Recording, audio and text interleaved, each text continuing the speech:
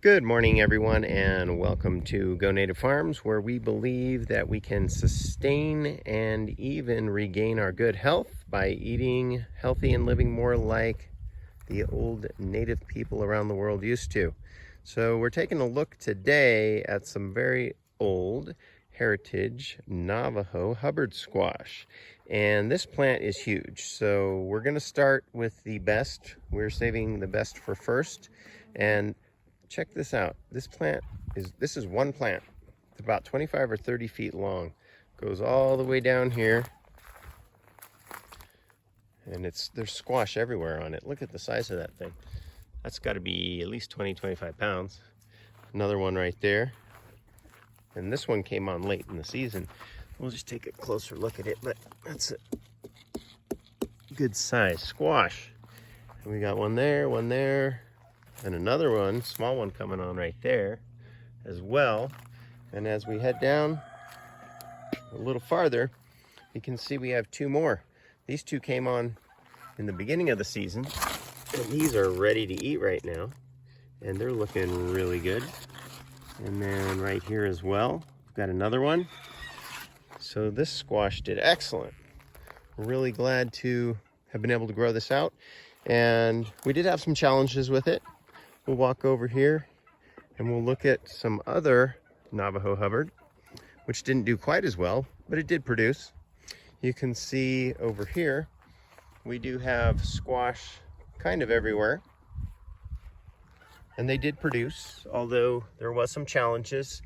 As soon as the squash bugs showed up, they started to do damage to the plants. And I had to keep on top of that quite a bit to be able to have a harvest.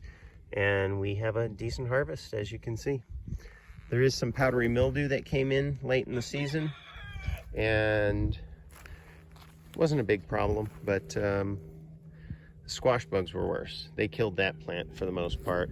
There was a few more squash in here that the squash bugs kind of decimated, and then we did end up getting a lot of squash.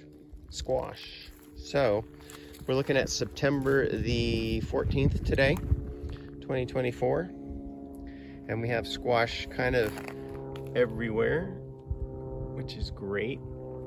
And these seeds are going to be going back to the native seed search. And there's one that didn't do quite as well, but we had a lot that did pretty good. Squash everywhere. That one's kind of a less traditional shape of the Navajo Hubbard, and we've got them everywhere. And a newer one right there. That one's not ready. Another one there. So they're all over. We have over 30 squash here. Maybe we'll take a picture when I pick some of these. Another squash right there. This plant got decimated by the squash bugs. And here's a nice looking one. This is what I think about with a kind of a traditional shape of the Navajo Hubbard. And they have a bluish gray color on them. They taste really good, kind of like a pumpkin on the inside. A few more there, and that is it. We're at the end of the squash row for the most part. I have actually some other squash. We'll walk over by them as we're talking. I did plant a few in different areas of the garden, and that I found was helpful for deterring the squash bugs to some degree. And we'll walk over there while we're talking about it. But if you have all of your squash in one place, then what ends up happening is the bugs kind of jump from one plant to the next. And so down here you can see I have another Hubbard squash, which put on a decent fruit there. And then we'll walk down and take a look at a few more while we're finishing up our conversation here. But these squash seeds, well, I should say the squash, they do well, but when you're growing organically, there's always a challenge with those squash bugs.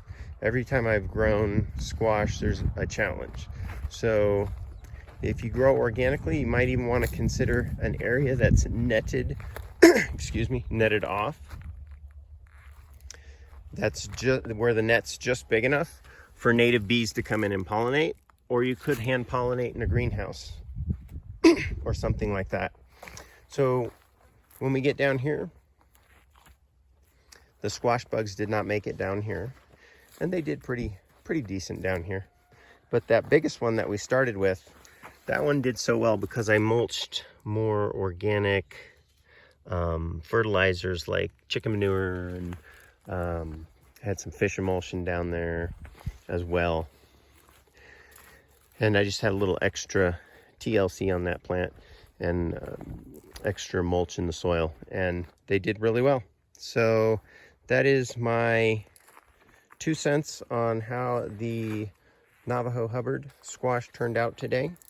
I think it is something worth growing, but you are going to have the challenge of the squash bugs and maybe some powdery mildew. That was the 2 big pests that I found. And other than that, you should give it a try.